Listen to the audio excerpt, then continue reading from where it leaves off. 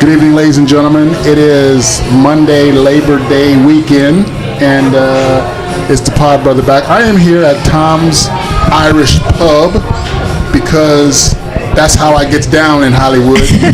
I don't look for a place to do a podcast in the hood. I go to like an Irish bar, like just on the edge of Beverly Hills, because I got class and shit.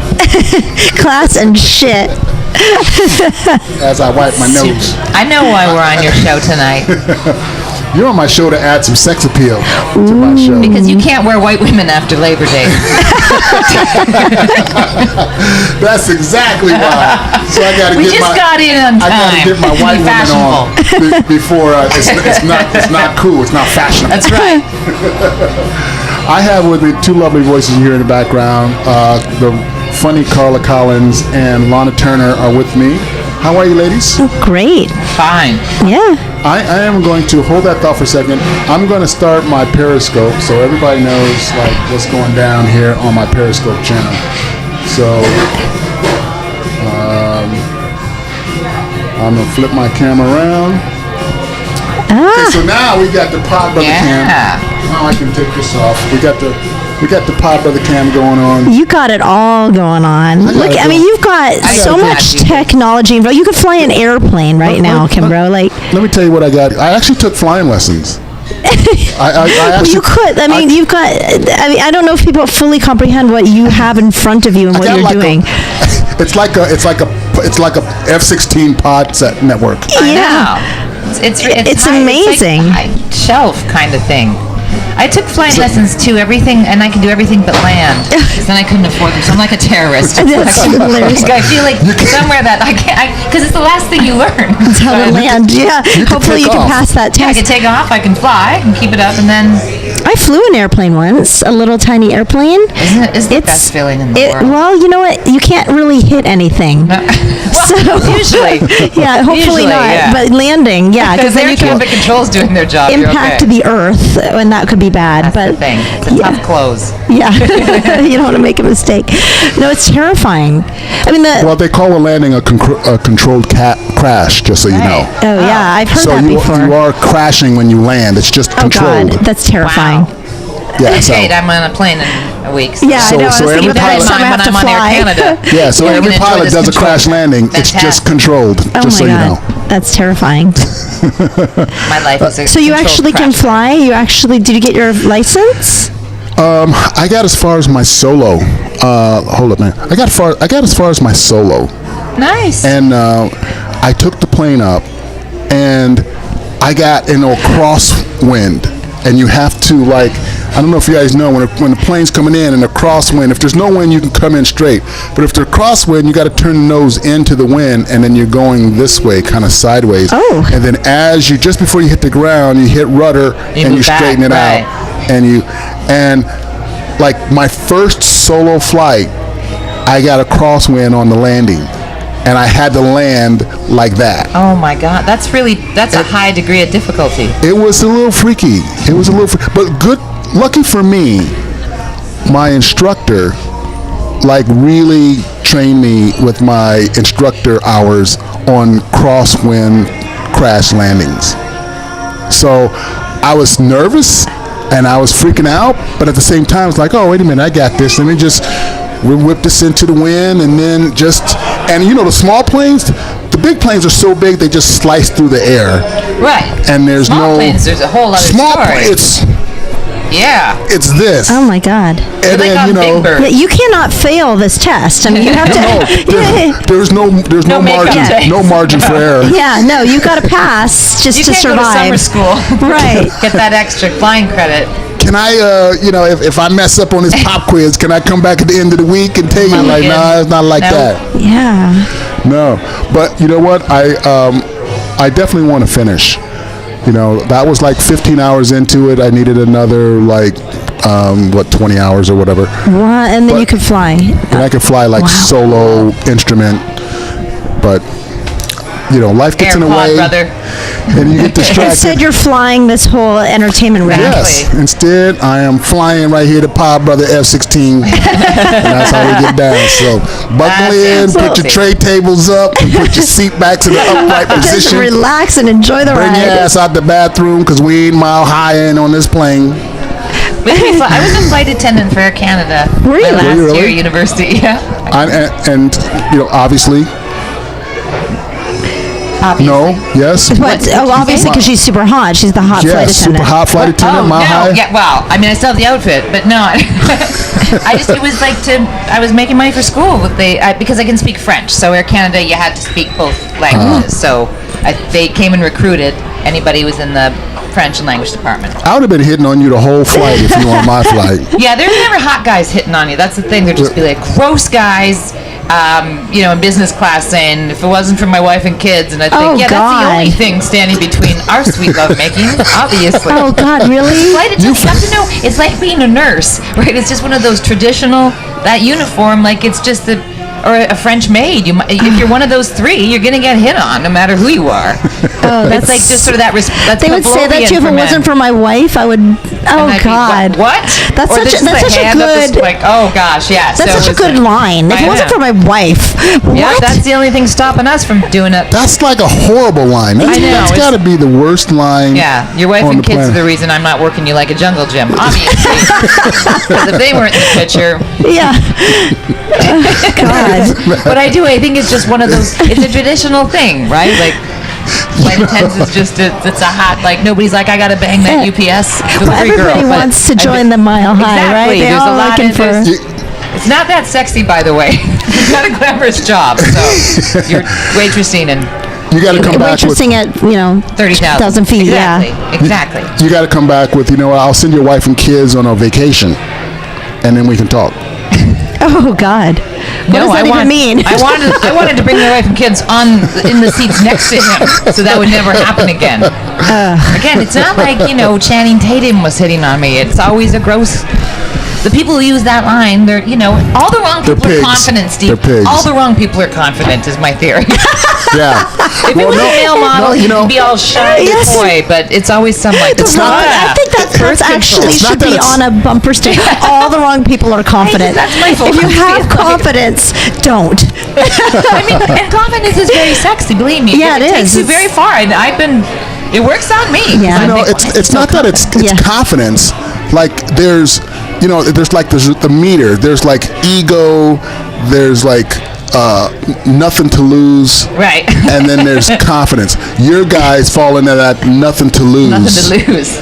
So, which is the assumption of confidence. Oh, interesting. But it's not confidence at all. It's basically, what do I got?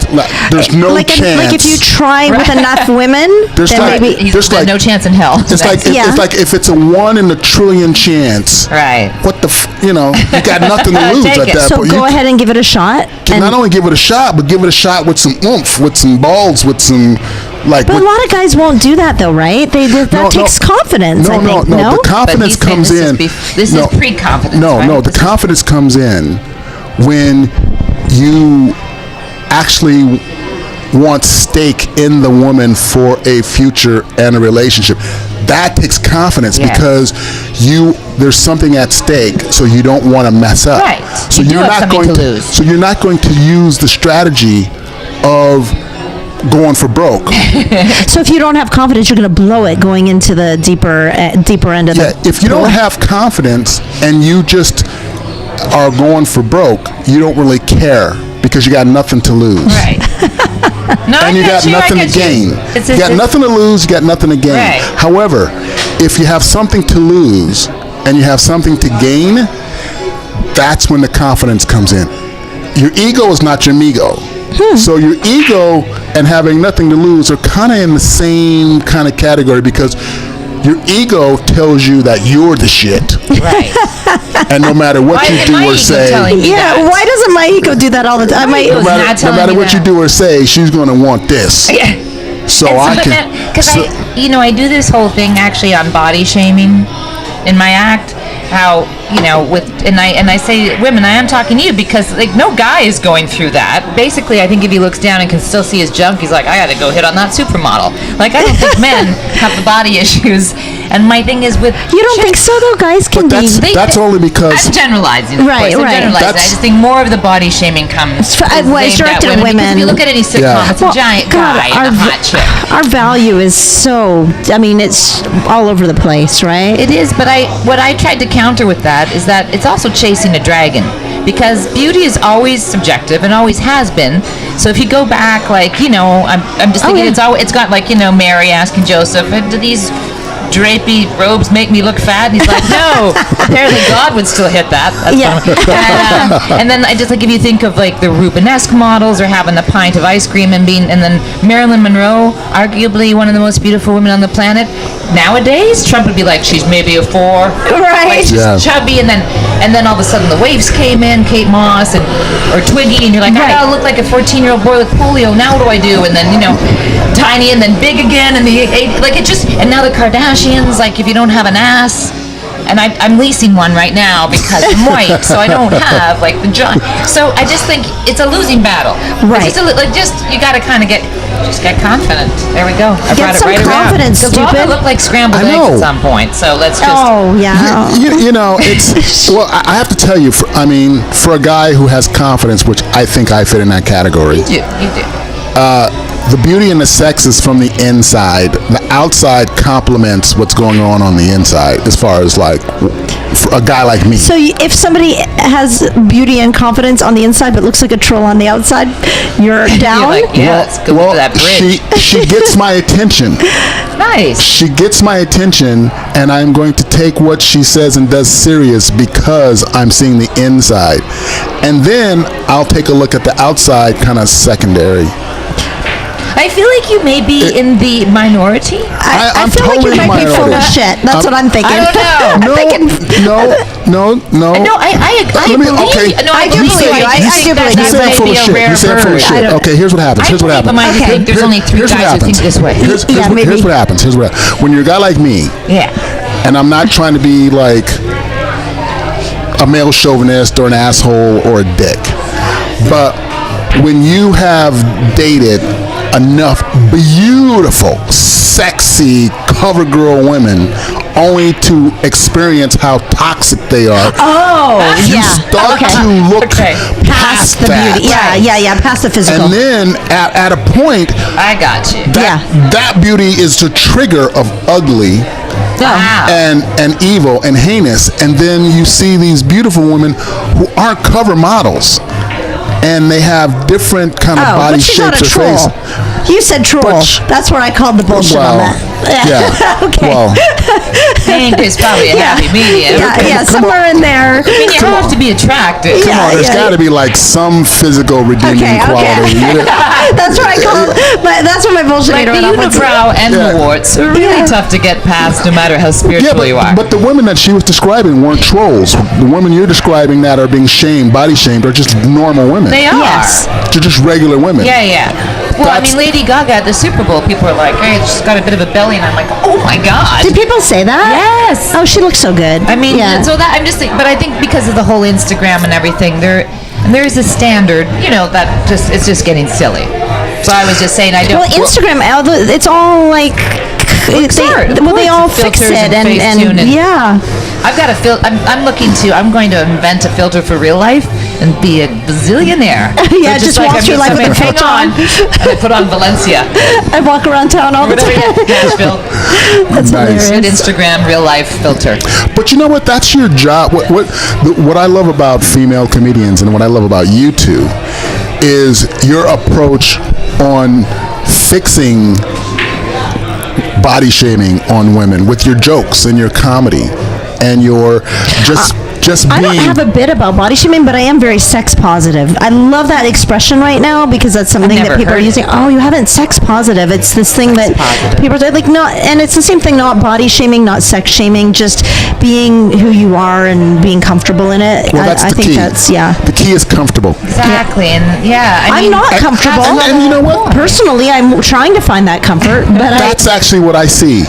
I see how comfortable these women are in their own skin, which is very sexy. It is appealing. It's very sexy. You get back to confidence. Confidence is sexy. And confidence can be misunderstood, but yeah, that's the whole thing. Being comfortable in your own skin and owning it, then of course I think it is. But yeah, I don't know if I always hate the term female comedian because nobody says male comedian. Right, so just comedian. I'm with you on that. I like it just to be funny people. Well, I mean, but I understand I know for the purpose is what you meant. I think a gender specific, like the reason why I say that is because there's some comedy that's female related that I can't do. Like that only a female could do. Talk about getting your period. No, I'm just kidding. Oh God, I leave the room immediately. Yeah, no, if that happens, I can't. So I mean, so there are some things that, maybe I could skirt the topics and the issues, and maybe I could probably make it funny. But there's some things only like women can do that really gives that material credibility because you're a woman. That's for every comic, though, because a lot of you kind of have to have the experience, right? It's still being seen through your eyes, so nationality comes into play, I'm sure. Like I can't do any jokes about being a mom. I make jokes, because please don't hand me your newborn baby. Often I drop my iPhone. What would I know about parenting? So I agree that way. Obviously, you're taking your life. That's my point. Yeah, of course, that's my point. Of course. Yep. That is exactly my point. So let me ask you both this question.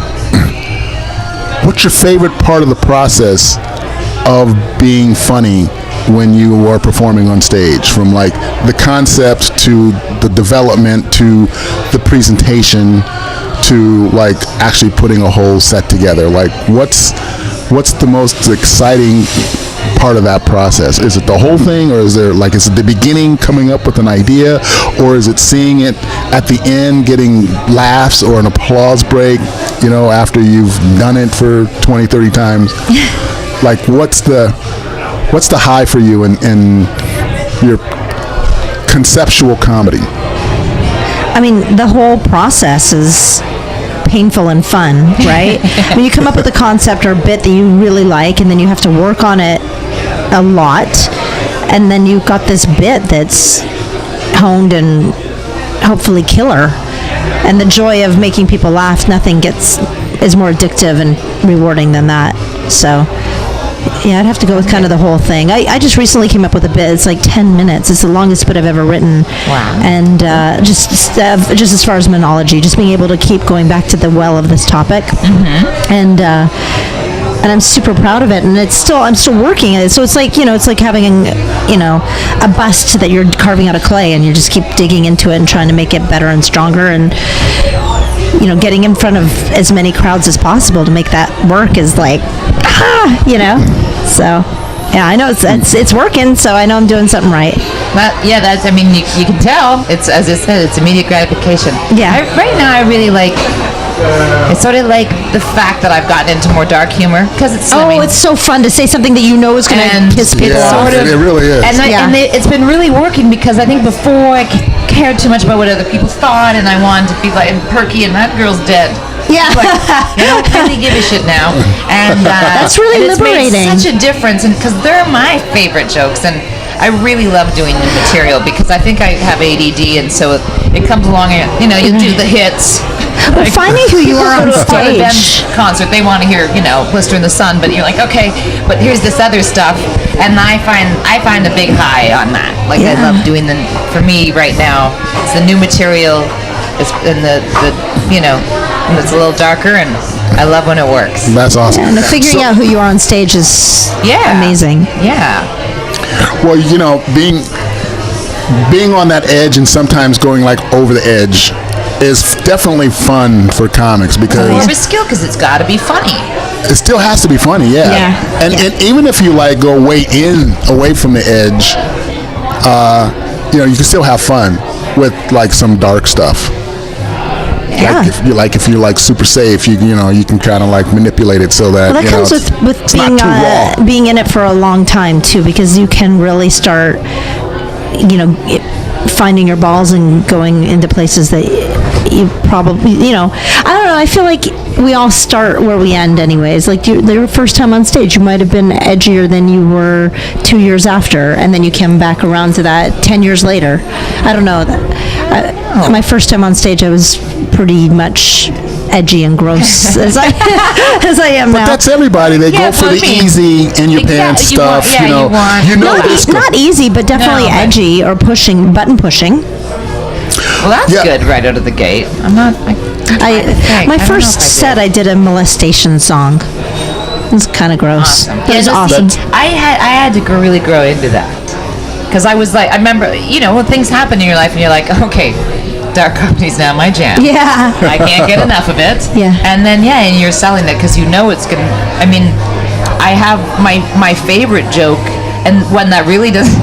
Because I talk about my mom's death, and of course people know that, we were inseparable and all, everything that goes with it. But I close with saying, because I did a Throwback Thursday picture, and I have hair your color, and surprise, it's my original hair, so I had long dark hair in high school, and I don't know, but my nickname was Bambi. So a lot of people on Facebook were like, hey, there's Bambi. And I was thinking that nickname should come back now because it applies more than ever because my mom's dead.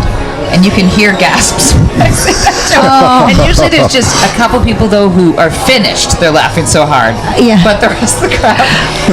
And that's the one that, because most of my, edgy stuff, and it works, but I know that when they're just... I know. And I know how much my mom would love that joke. It's Bambi dying. I know, so... I don't know why I brought up that example, but... Bambi's mom, I mean. Exactly. Sad. Yeah, but that's part of what makes comedy so real and raw and actually healing. Yeah. In a lot of ways. Because almost like the darker and deeper you go, the more healing you have for those issues and those topics. That's what I've learned. You shine light on levity on any horrific topic. Like, I don't think anything's out of bounds because I think it takes the sting away, the power away from it, the fear.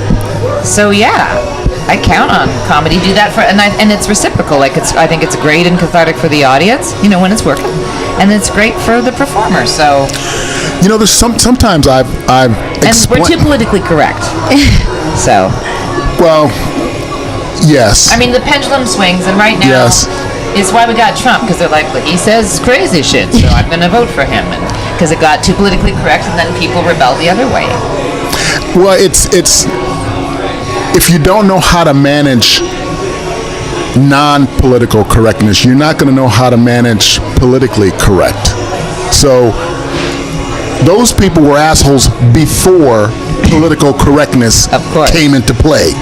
And then political correctness came into play to be like, hey, look, asshole, have some sensitivity for these people, and here's some of the language you should use to show some respect. And then they never respected you in the first place. So when Trump came along and they saw that the number one guy has no respect for anybody who's an abnormal, then it's like, oh, we got the green light. We have the license to not be politically correct. Sure, boys too. But politically Nazis correct, it basically is just having consideration and some common sense for like the person who's an other. And again, it depends on the venue. If you're performing for preschoolers, then I do my bluest set, obviously. I'm not an animal. I want to shock the kids. They should learn now. So what you're saying is when you do the all-girl Catholic school... I know what I'm talking about. That's my bang house. You bring out the dick jokes.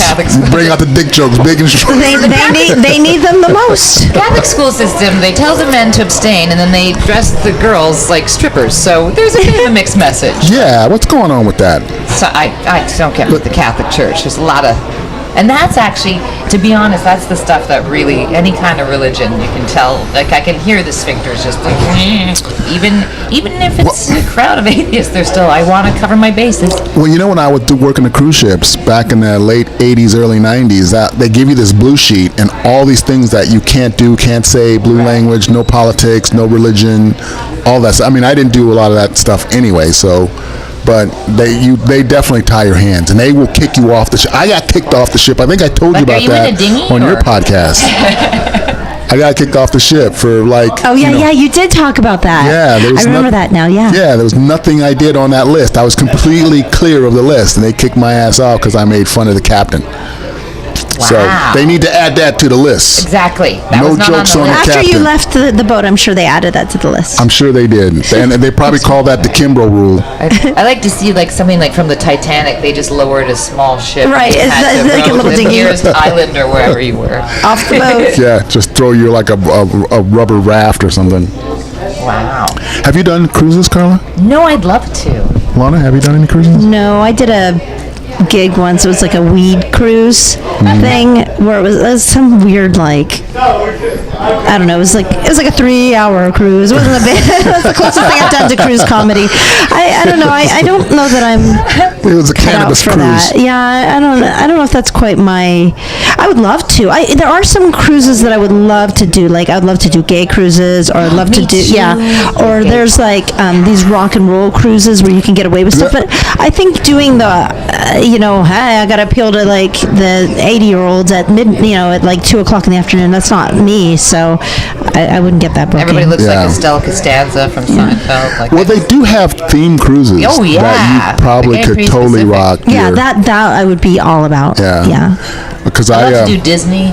Yeah, I've been on a Disney cruise with my kids. Disney, you're kidding. Disney, you got to be like I a can novelty act. Yeah. You can't be a Got stand. to be like a puppeteer or You something. got to be a puppeteer Yeah. or juggle or Isn't that right, little Carla? magic. Yeah, no, that I'd have like a 30-second routine. I got booked to do a New Year's Eve week on the SS Norway before they decommissioned it. 4,000 passengers. Oh, military. Is that military? No, Oh. it's a passenger. It's a passenger Yeah. cruise. Oh, it sounds like SS Norway would be like a military, like a. I was right there with you. A Yeah. frigate or something. Yeah, Yeah, no, this like is a barge. civilian passenger cruise ship. It was do military. chartered all Portuguese, Oh, Wow. which was awesome because it was like string bikinis everywhere. Like they wear like little patch bikinis, literally just enough to cover their lips and the nipples. That's it. Everything else is string. Yeah, they don't suffer from the Puritan However- porn that Americans do. However, none of them spoke English. Wow. And I'm like, how in the hell you book me on a chartered ship and I'm the only dude speak English? Like, you know. what did you do? Physical comedy? A lot of tableau. well, I was like, as soon as I figured that they couldn't speak English, I just started cracking on people in the audience because they didn't know what I was saying anyway. I just played the dozens by myself, and I was just like, look at this guy. His head is shining so bright. And they didn't, very few people knew English. Most of them didn't know. Wow, that's a tough crowd. It was super tough because everyone broke off in the conversation. The entire room, the level of noise and conversation with Brazilians drinking, like it was almost like carnival. It was that loud, that kind of like nobody was paying attention. Even when the band came on to play me off, it didn't break the conversation, like the buzz. There's this carnival all the Yeah, time. I mean, they don't understand what you're saying, so what's the point in sitting there listening? Right. Yeah. That's If- tough enough when everybody speaks Yeah, English. if I'm watching a comedy show and some dude is up there speaking Russian, I'm not gonna be like, all right, after about 3 minutes of this, I'm on to, Yeah. And the agent that booked me, probably didn't know. Right, of course And- not. Hoping not. Or they really But- hated you, Steve. But the cruise director knew. And the cruise director could have gave me a heads up, or at Oh my least God. like But why given would me it have mattered if you'd have known going in there? I mean, maybe No, you'd have been doing animal balloons or something. still get No, your it paycheck? totally would. Oh yeah, I totally got paid. Exactly. Of course, it would have Some mattered great mime work. Wow. Yeah. Then you'd be in whiteface. because then you Come on, the man. because then you got at least know what you're dealing with, Yeah. and you can go out there with a game plan based on what you're dealing with, versus being totally blindsided, thinking like 2,000 people speak English, and your joke doesn't work, or something doesn't work, but Well, how's at anything least gonna they work? understand what you're Yeah. saying. Right. But to have like That's a messed up gig. that's to a get messed booked up on. gig because you're like, wow, these people. And then when I got off, it was like, oh, none of these people speak English. I performed in Finland where they could speak English and understand English, but it's not their first language, and so the nuances of comedy get lost. So I was finding myself really slowing down and trying to do stuff that I wouldn't normally do, like more, basic. Like a fart joke would be better in this room than like a French Canadian comic. Yeah, because Just for Laughs, the English ones come out in highly, just tuned comedy and all of these subtleties, and then the French guy walks out with like aviator goggles and a diaper, like "J'ai pété," and just burns the house down. You're like, why am I working on my craft? Is that what happened? Yeah. Well, I mean, in this case, it's true. The audience applauds, though. They don't really laugh. They like appreciate what you're doing, and it's a different. It took me a little while to even figure out how to even react myself. So I'd do a joke, a punchline, and then I'd wait, and then there'd be like this, time capsule release. Yeah, but it was an applause. That's good for your rhythm. Yeah, it was crazy. So that's probably the closest experience I had to but that's hilarious that Just for Laughs. Because we'd always comment on that. I'm not, mine was, I don't know if I told you this the first time I came, but 2 years ago, some new manager obviously was like, can you do this Christmas show? It's a Christmas party, and there's going to be all kinds of directors, and, it's in the Valley, so unless they were porn directors, and it was at a dojo, and I remember walking in, and it was 300 kids. Oh. And I'm not Bimbo the Clown, and I had to perform in a kickboxing ring without my heels on, that's like Thor without his hammer. You're just left with a superficial blonde. You're like a ring girl with a punchline. And I had to do 20 minutes, but I did kill it. But I was like, what did the fox say? And just talking to because they're hanging, like all the parents look like they just want to kill themselves, right? They're just like having Xanax and Pinot Grigio, like my life didn't turn out. And they're like, don't worry, the kids won't listen. But I'm shiny and I look like dollar store Barbie, so the kids are, I don't know, something's happening. And they're hanging on, and then I started getting like heckled by 8-year-olds. In case you wondered what rock bottom looked like. And I'm having to go back, but and they're like interrupting, and I did have fun, but I do this one, and I'm in my mind thinking, what are my cleanest, and I do this, an old joke, obviously, it's about Dancing with the Stars, and I do an imitation of Bruno. So I was doing my Bruno because I knew that was totally clean, and I would, get this, how Bruno would like, my dear, you're like a ravenous hyena, and he's wandering across this desert under the hot desert sun, searching for a lost cup, but instead finding a horny armadillo. And I go on this whole thing like, and you would rise like a phoenix from the ashes, like Stephen Nash, once with the Phoenix Suns, then with the LA Lakers, and before I finish, this kid's like, excuse me, he's not with the Phoenix Suns. Right, so, and it's a fast, and so in my head, because the same kid who kept like, are you the elf queen? I don't get your hair. And I'm like, yeah. So in my head, I snap and I just go over it and I'm like, yeah, I know that Stephen Nash doesn't play for this. You know why? Because I'm Canadian too. I banged Nash in the late 90s, okay? So that's, I know he's retired. Why do you think he's injured? Boom goes the dynamite, you little shit. But of course I was just like, I got your nose. Like, I don't know. You can't go after kids. So.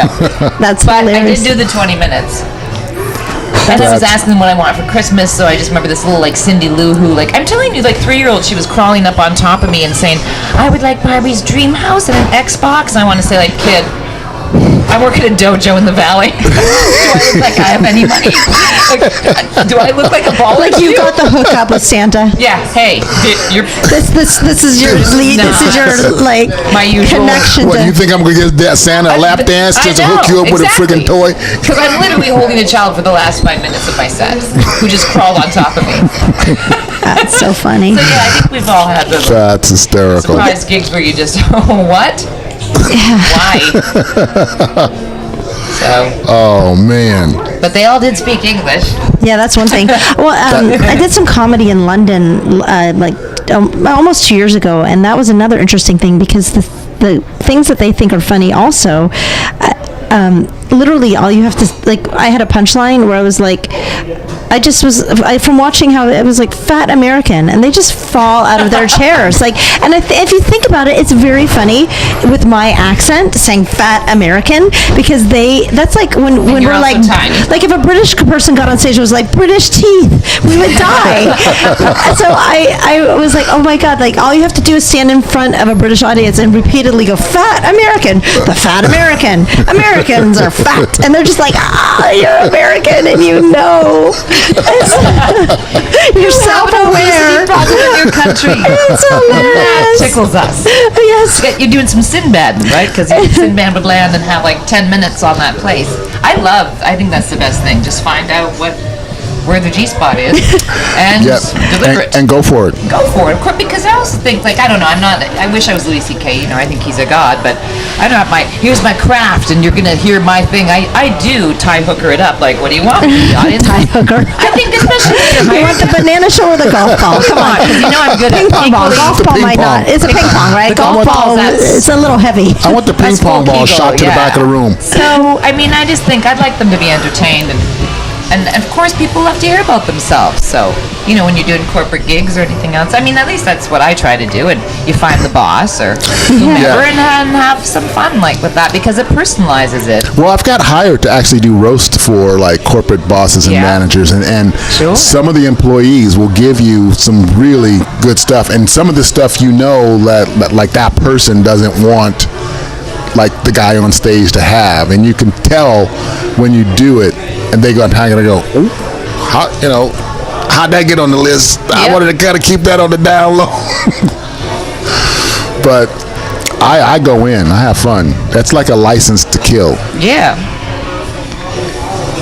Right? I always remember it. Well, just like every company that has the Vendors Association, and it's their awards, it's their Oscars. So it's usually a pretty celebratory thing. And again, I think people love to hear about themselves, because then they can, you want to relate. Or laugh at each other. If they're a cool company. Laugh at their buddy. If they're a cool company. Right, if they're not a cool company and you make fun of their coworkers, they're afraid they're going to lose their job if they laugh. Well, yeah, you're always going to find this out before you start. Yeah. I've seen that too. It's kind of like they choke it down. Like it's a Christmas party and they decide to come to a show at the Improv randomly, and you're the comic on stage, and you pick on the one dude in the office that everybody knows he's a dick, but they can't laugh at him because they'll lose their job, and then that's always... Because he signs the paycheck. Yeah, and then you get crickets, and it affects the whole room. You're just like, shh. But I did a show at the Improv with a company that was super cool, and they wanted me to pick on him. It's so much fun, but it just takes the right group. It does. Yeah. Yeah, it's like anything else, it's got to be the right group and the right culture in that company. And you win them over. Yeah. And the right material, for sure. I think you have to adjust. A lot of what I do is I'll start the show making fun of myself as if I was working for this company, or if I was working for this guy, and I'll be like, I'm the guy, the asshole's gonna have to do this, and how many hand jobs I gotta do to get you a cup of coffee. It's exactly. So you're part of the cult. Yeah, so I kind of project myself into the cult as one of the... Sure. And then they're kind of like, oh, dude, I can relate to that dude. He's like sitting next to me on my cubicle. And then when I get them on my side, then I go in for the boss or the manager. Free. And then it's kind of like, all right. Yes. But it's fun. So let's see what you guys got going here. Well, Lahna and I are obviously going to tour together now that we've met. Yeah, now that we're in love, we have to do lots of shows together. Crush, so you should write that on the list of upcoming things. Yeah. Can I do a podcast on your girl love? Yes. She said yes, so sexy it made my nipples hard. Hold on, I gotta tap them down. I gotta tap them down. Hold up. You guys are so funny. So let's go with. So, Lahna, you're at the Hollywood Improv September 23rd? September 23rd. I haven't had a headline date at an improv in a disgustingly long time. So I'm really excited. I want to knock it out of the park. So it's in the lab, which is the smaller room, which is awesome. I know I'm going to pack it in. Nice. So I want as many people to come as can. I'll help you pack it. I'll put the word out. Will you? Thank you. Yeah. What night does that fall on? It's a Saturday night. That's nice. A Saturday night? Yes, I know. And it's in the lab, which is a nice, intimate space to come hang. What time's the show? I believe it starts at 9. I want to come and check you out. Will you come? Because I'm your biggest fan. Oh, Kimbrough, that's awesome. I would love for you to come. Thank you. So the Hollywood Improv, September 23rd, 7 o'clock, you said? I think it's 9. Oh, 9 I think o'clock? the show starts at 9. 9 o'clock? I should know. Come, but I'm out of town. I get back the next day. Well, I'm in Canada. We'll have to do a show together at, wherever, but we'll make that happen. I want to do a show with both of you. Maybe I could host it. Yeah. Okay. And then you guys could be the headliners. Oh, that would be amazing. That would be a great awesome. show. Like, I'm an excellent host. But we have to do it in front of a bunch of Portuguese people. Who can't speak English? Exactly. I'm in. And children. We should do Portuguese and children. Just Portuguese children. And then Finland. Portuguese children. And Finland. Finland, who speak no English, and they only applause at the punchlines. Yes. If they pay attention at all. Please turn it into a Japanese game show. That's extreme comedy. Make it as difficult as possible. Oh, that would be so much fun. I'm in. And then October 19th, you're in Vegas. That is a big deal too. Lost wages. Both of those dates I'm really looking forward to. I have other stuff between, but like that's, for me, the Vegas date is a big one for me. I'm trying to produce a show that can be a regular show in Vegas. So this is going to be the first one, and I'm really excited about it. It's on Fremont, which is a hip part of Vegas, and it's in a hip bar. I think it's called Backyard Bar and Billiards, but it sounds like it's a pool house, but it's actually a hip, like... Yeah, I know do you know that spot? Yes, it's got a huge marquee. Cool. It's supposed to be great. It's very cool. Yeah, so I'm really excited about it. I got somebody sponsoring it. It's bringing me in. And the lounge, how big is the lounge you're performing in? It's like I have never seen the venue. I think if it's what I'm thinking, I think it's like 200 seats. I think it fits 300, but I haven't really... look, I want to pack it in. So if it fits 200, we're going to have 200 in there. That's what I want. So whatever it fits, we want to be as... And it's just going to be you? Like the whole show is you? No, you know what? It's kind of going to be... So the goal is to produce a show that's about... celebrating being single and divorce as well, because Vegas is a place where people go to get married. It's also a place where people just go to get laid and have fun, and that's divorced. What you do after you get divorced. I am so ready to be done with my marriage, and this is an opportunity to do a show for people in that position or 10 years out from it. It doesn't matter. And so I want to do and even people who are getting married come and see, or not. It doesn't even matter because it's all about laughing. But I produced a musical comedy visual album called Limeade, which is 10 comedy songs that traced my divorce. So I already have the content. And so the goal is to eventually have a band and play my songs with a band and have a whole show. If we can pull it together, so that's what I want to do. But initially, the first one is going to be elements of the interactive show, but it's still stand-up. So Jill Michelle Meliona is going to do the show. There's a burlesque dancer, and Jeffrey Patterson. I don't know if you know him, but he's an amazing. He's a big comic, and he's known as. Is it the 420 comic, I think? Oh, right. Yeah. So the cannabis comic. But he's in Vegas, and he helped put this together.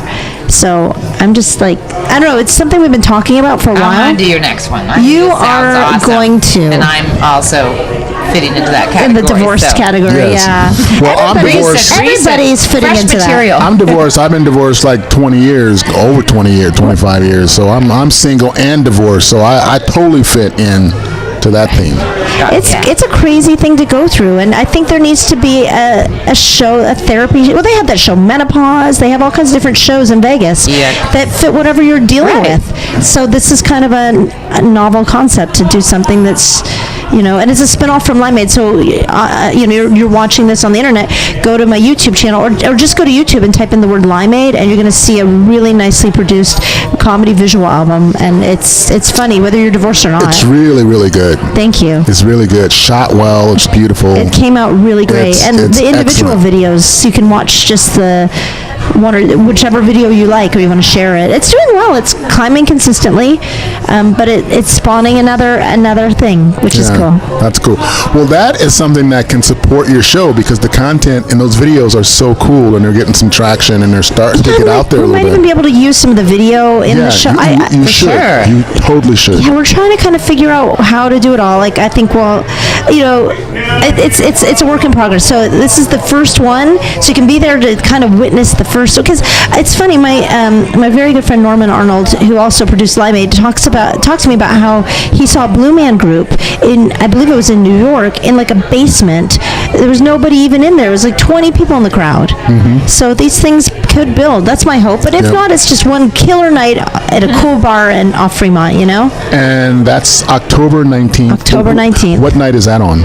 I believe it's a Thursday night, which Vegas is Saturday. You know what I mean? Yes. Every night is a Saturday night off. Right. So every day's New Year's Eve. All right. If anybody drops out. yeah. So count me in. You just come and be sexy. Okay.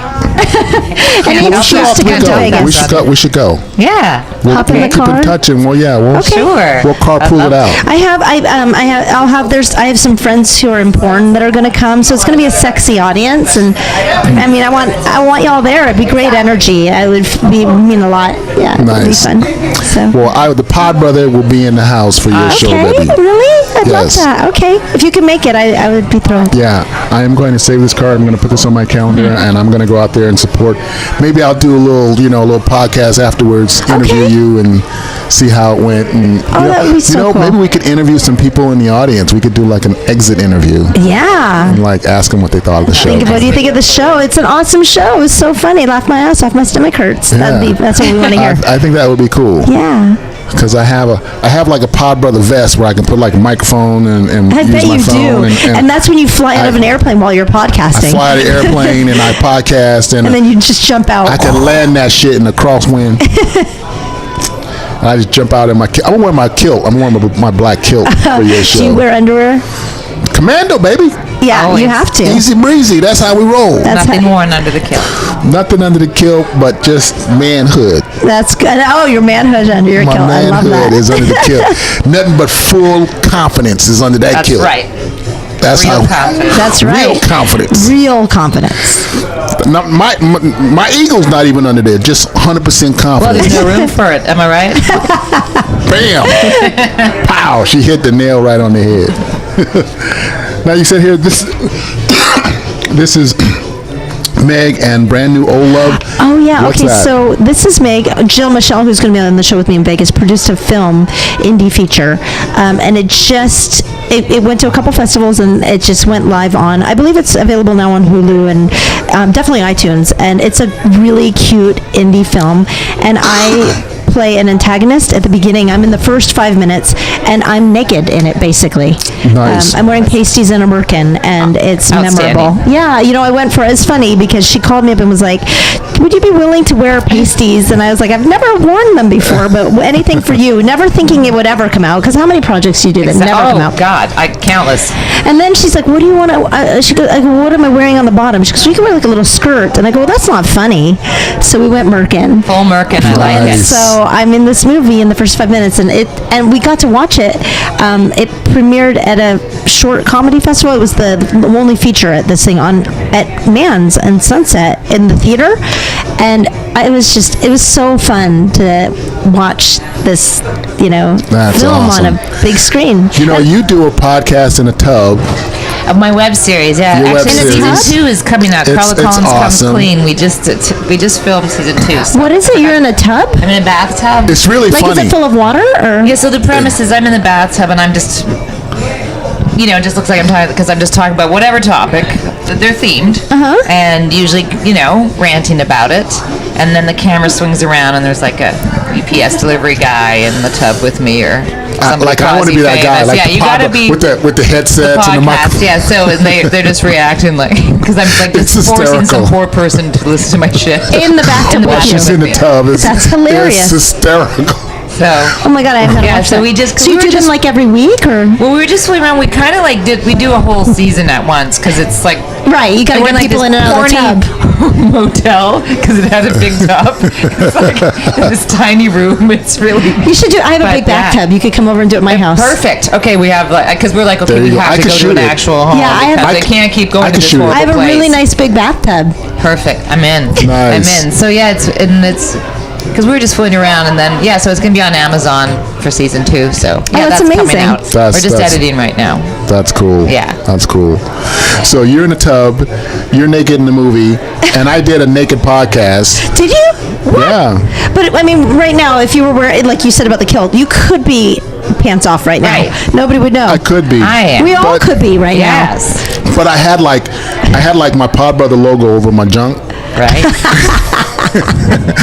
Was it a big enough Good thing logo? I was gonna say. Good thing it's a big word. Yeah, You can't have just PodBrother. like it could just be pod. Yeah, PodBrother pod. is 3 syllables. I'm just saying. I needed 3-syllable rest. coverage. Otherwise, it's PodBrother. Podcast Healthy game. underlined. Yes. Hashtag. It's Stephen Eric Kimbrough PodBrother.com. Yeah, so you did a naked podcast. My guest had her. So it was your podcast, and you did it. It was as, my podcast. Oh. Yeah. Naked's funny. Naked is funny. I did Very naked British. comedy. Like I know. It's naked stand up. Wow. Yeah. I did naked stand up. I think we did the same theater, but different times. Different times. Yeah. You know what? Are you fully It naked was when you do yes, and it was terrifying, and I had a panic attack, but it was also a really great thing to do because I've done it now. I've done it in all 3 times. I did it. There was 2 shows over one weekend I was booked on, and then I did it one more time after that. And every now and then I get a call to do it again, and I'm just like, I don't want to be known as a nude comic. Right. That doesn't want to be my. Seems terrifying. That's why I did it once. Public speaking and nudity. And all these people were like, "When you doing it?" The they new love pop-up. it. I It's go, weird. "Well, it was just a one-off." Yeah. Can I It's a wear joke. heels? Asking for a friend. But I thought about that. I thought, what kind of shoe wear do I wear? But then that just felt weird. I was like, if you're gonna have to. But yeah, I'm still gonna wear it. But if you, you should wear, because heels kind of lift everything, make you feel all. That's my whole purpose in asking. Yeah. If you can wear heels, you do it, right? Yeah.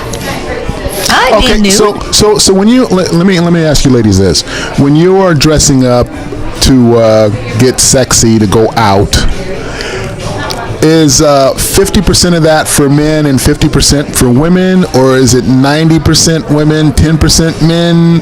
Like when you make your sexy, fashionable choices, is it to impress other women, or is it to? Clearly, I went all out tonight. But I was going to say, first of all, The sexy overalls is a is lot of doing it different for me, things. babe. That's the thing, that can be 100 times sexier than when you go like full drag queen. I feel like now I 100% do it just for me. So if it's, you want to feel good in how you look, I don't know that honestly, I'm doing it for dogs. Yeah, and for your unicorns. dogs. Because I don't even think about, like, when I get dressed up, I'm not thinking about guy or women. That's why I ask, because I just like, oh man, I look good. I feel good in this. I look good in this. This is like a little attitude. This is funky. This is like whatever. Oh gosh, it's new to me. I have to tell you, I'm trying to find my confidence and sexuality and be able to.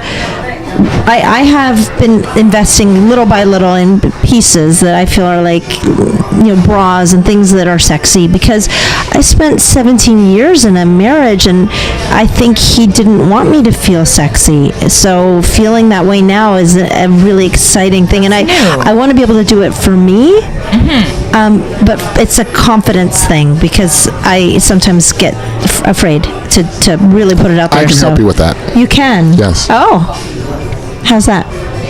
Well, there are things that you can do that allow you to appreciate yourself when you're just by yourself. Masturbate? Yeah, I do that a lot. Well, but I'm saying, like, I do while driving. If that's called appreciating yourself, I've been appreciating myself a lot. I mean, like, the secret. Like stuff it gets me through the day. That and working out is like the only thing that I've survived the past 2 years on. Working out like a Spartan. Comedy. That's my go-to. Yeah, exactly. It's like working out, comedy, masturbation, and then the kids. Those are my things. Those are what I have to live Replace for. kids with dogs, and that's my life. Yeah, that's how. Well, I mean something like. This is like a support group. Yes. We can get through it.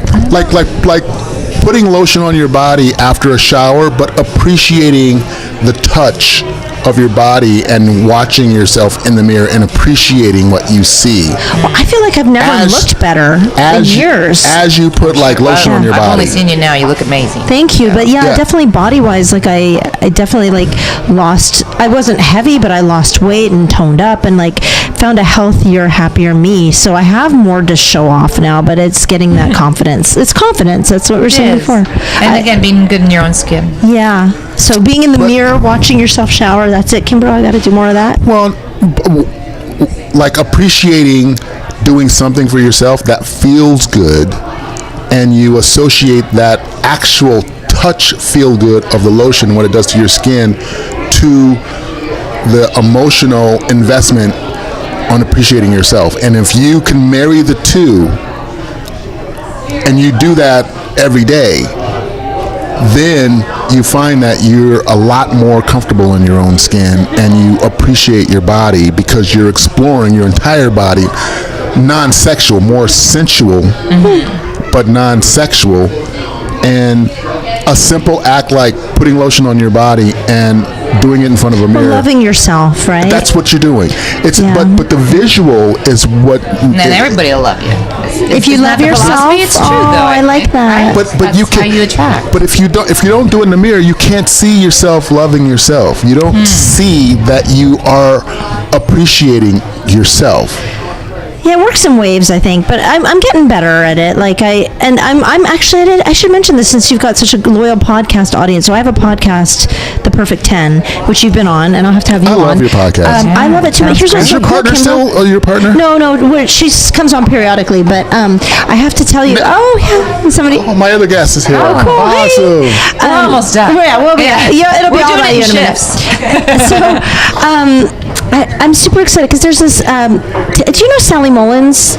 She does a TV show bi-weekly on an internet radio network called Dromebox, and her show is called Hello Cougar, and she cougars every 2 weeks. She sleeps with a guy, a much younger man, and brings that story to her show, and it is the most unbelievable thing. Yeah, wow! It should have millions of downloads. This thing is unbelievable. Wow! But people don't really know about it yet, and she's so freaking funny.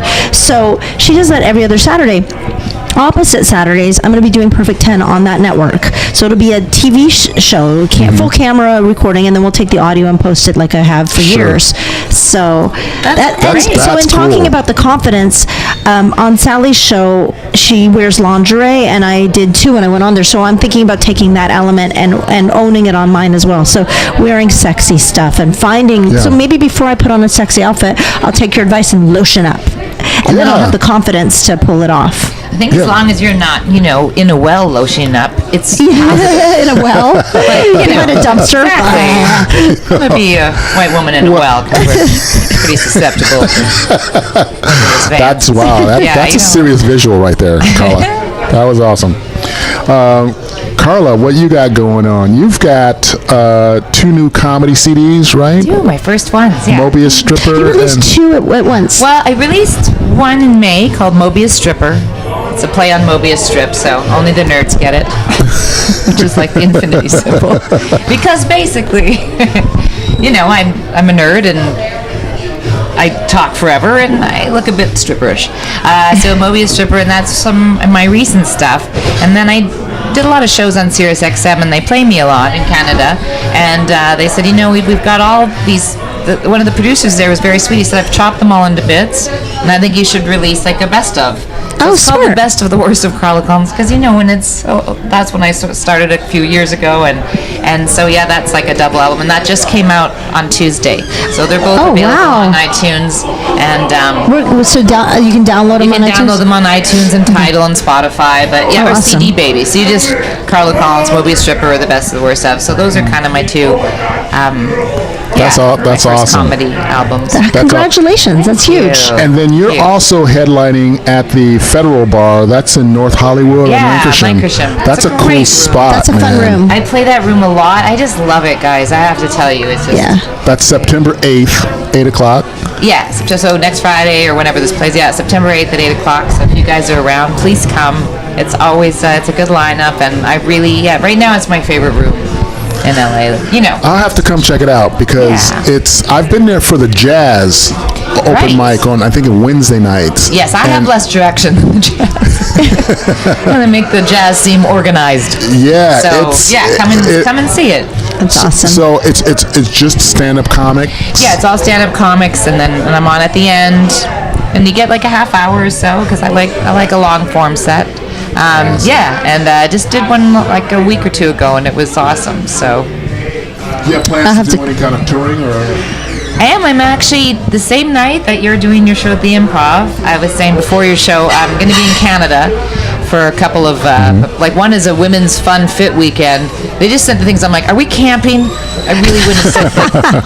My idea of camping again. Does it look anyway? It looks nothing like the brochure. Is what you're saying? Because it's just it's already going to be cold. A fun September. fit weekend. Yeah, so it's like a woman's retreat. It's all chicks. It's What about glam? Retreat. You don't glam? You don't glam camp? Glam camp? Yeah. You know what? Glamping. Why? Glamping? No. I'd like to just be in a hotel in Paris. Like I did this whole. I don't like some of these hybrids. If it's not good for the environment, I'm not doing it. But so the Fun Fit weekend. So yeah, it'll be all ladies, and then also that week in Canada, just north of Toronto, I'm doing my show called Laugh After Death, which I was telling Lahna about, and it's a show about sort of, I've made it more general now, but when my mom passed unexpectedly, and so it's sort of an homage to her, but it's hilarious. It's not like a one-woman show or anything like where I'm working through my stuff. It's there's just a lot of fun to be had with death. They're really there's a lot of humor and awkward we're all gonna experience it. It's like doing a show on taxes. Everybody can relate, and it's for a hospice actually in Canada. That's why there's a genre in films called dark comedy. Right. It's a very popular genre in filmmaking. So that's the tour there. So I'm really looking forward to it, especially because it's first time a hospice has hired me, and I think it'll be. That's sort of what I was hoping for it. That it would also, make people laugh and in a different way. Like nice. It's not serious therapy. I can't do that for you. But I can be the rodeo clown, take your mind off the bullshit. You got some lotion? Always. All right, because I could have a rodeo clown lather me up, man. Yeah, obviously. Well, you're not an animal. While I'm wearing the kilt, obviously.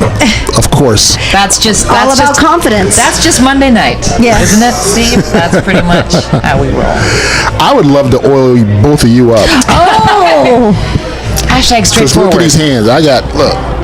Yeah. Who wants to see these hands I'm not sure what to say. I think that's a weird. I feel like we're almost at the end too, and it was just like it was going so well. Teaching us to love our bodies, and then I would love to oil you both up. But at this point, if I can make money, I'm like, yeah, let's wrestle, Lahna. So I'd be all fancy, and we're not princesses. Sure, do it. What if we just oil each other up? Exactly. It's the year of yes, like Shonda Rhimes. I'll ref it. I'll be the ref. We've both been working out like Spartans. So we could do it. We're good for it. Yeah. That is awesome. So before I let you guys go, yes. What did I do with my cards? What you got? What kind of cards? You want us to say like you're listening for? I know. Here we are. Okay, all right. So this podcast, the name of this podcast is the penalty game. Right. And basically how this works, because I'm going to give you guys.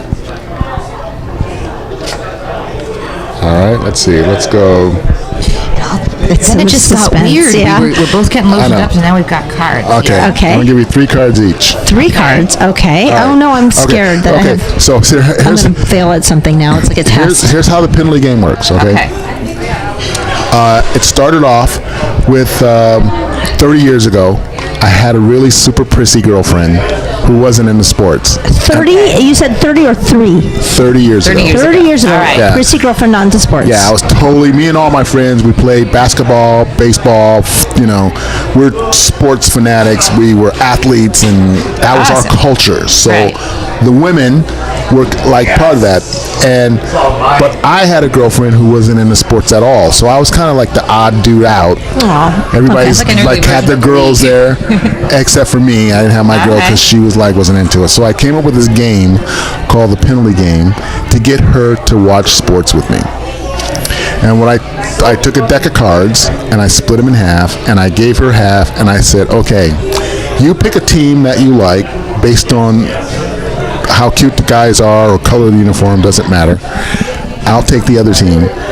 And anytime your team does anything good, I have to draw a card from your pile, and I have to do whatever is on that card for you. Okay. And she ended up loving watching sports with me because the things that she wrote down on her card for me to do for her and to her is what I had to do when we watch this game. So for example, she picks a team, the Miami Dolphins. The Miami Dolphins wins the coin toss at the beginning of the game, so I have to draw a card. Whatever's on that card, I have to do that. Okay. During the game?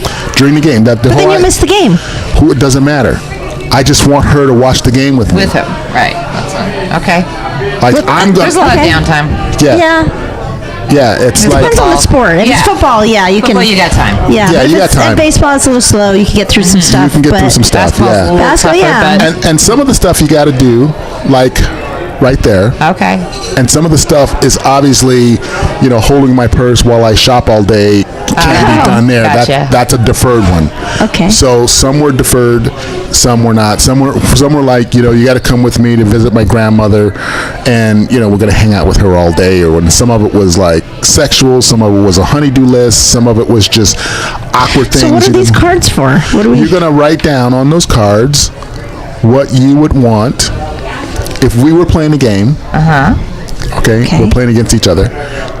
You would write down on the cards what you would want me to do if I was the prissy girl, like if you were my the prissy man. girlfriend, and you wanted to write down, you wanted me to do something for you.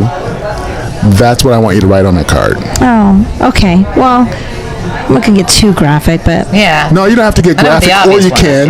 It can be something ridiculous. It can be something. Okay, and then what? And then what do we do once we write these down?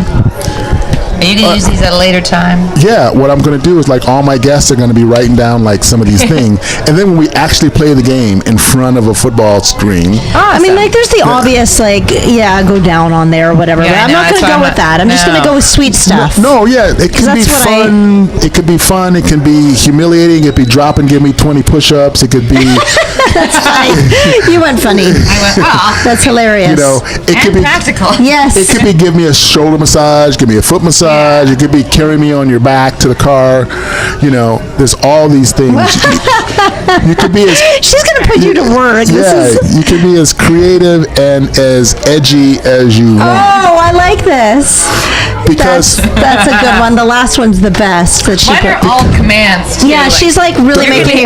Mine are sweet. Mine are like, I want a massage, I want to cuddle, and I want kisses. Hers are like, pay my bills, bitch. Move my refrigerator. All right, there you go. Yeah, all right, so you got some... I got some. Okay, so what's going to happen with these? I lost my camera. My battery's dead. All right, so what's going to happen with these is I'm going to add these to my game. Right.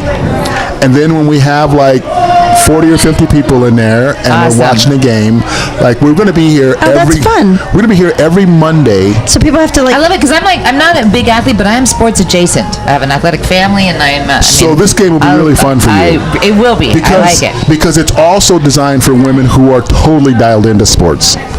Sports adjacent or sports aficionados. Awesome. But it also can work the reverse. Sure. Well, that's why you started Say it. the woman.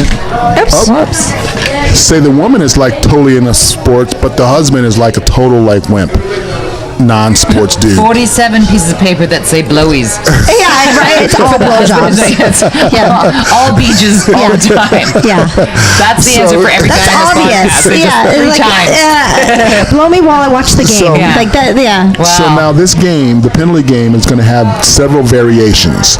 So you'll be able to play it one-on-one G-rated, one-on-one R-rated, Right. or one-on-one X-rated, depending on if you've been a couple for a while and been married forever. You want to spice up. You sit down naked. You watch the game. That's a great idea. play the We're game. with strangers to do the X-rated.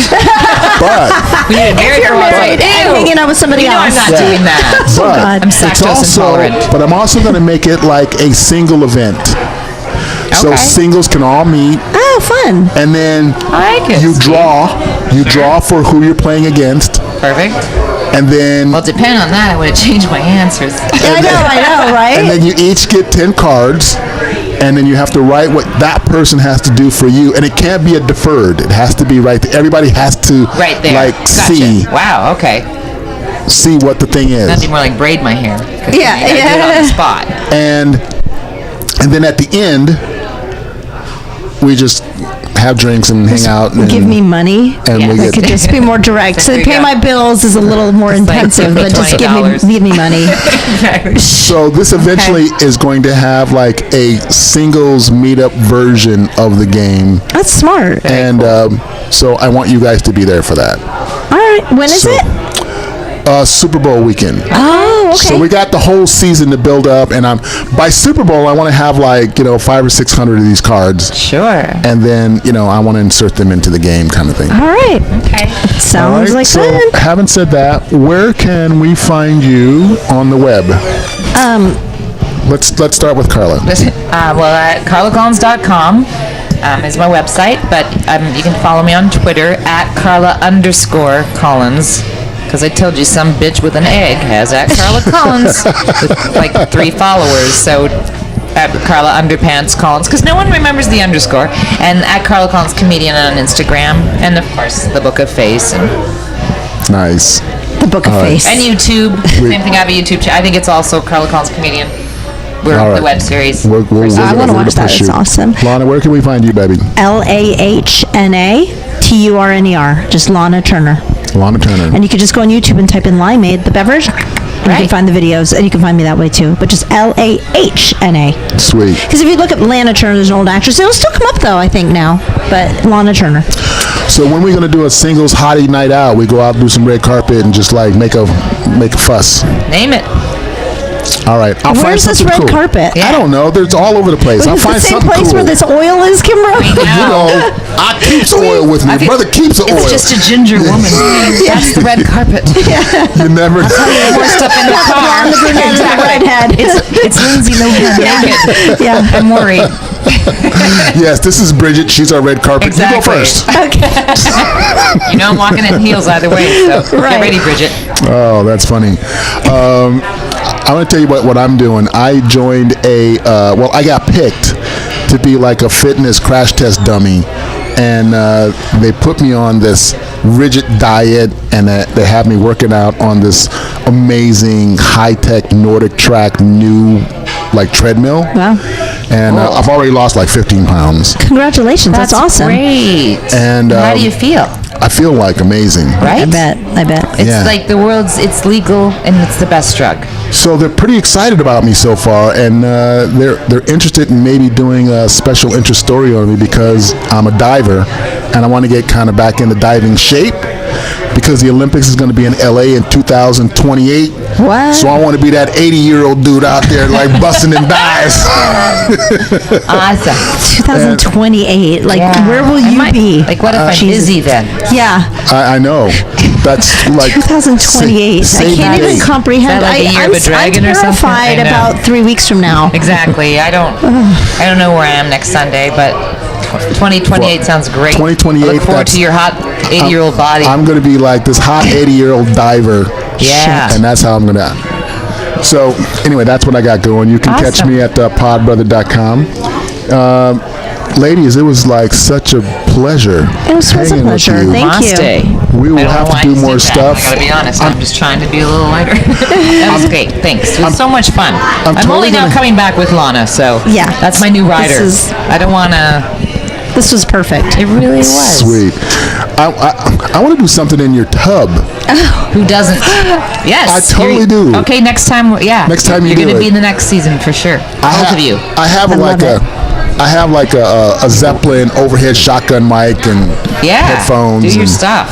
You bring it. I could have like the vest on. Just the entire Best. gear. Get in the tub with We all just- your gear. With all And my again, gear. it's a whole other show. I got like cables and shit coming Yeah. off. Now it's a snuff film. No, it's fine. We'll do that in the final season. You know, in case anything goes wrong. Yeah. And then you burn I'm up good. in the Exactly. Well, nothing. I mean, none of it would be plugged in, obviously. Prop stuff. Gotcha. Awesome. Sure. It's such a pleasure. You guys are Thank such you. a Thanks high for life in my life. Thanks for coming down and sharing some love with the Pod Brother. Anytime. It's always fun. You guys, much love. And anytime you need me, call me. You got 24-hour calling privileges.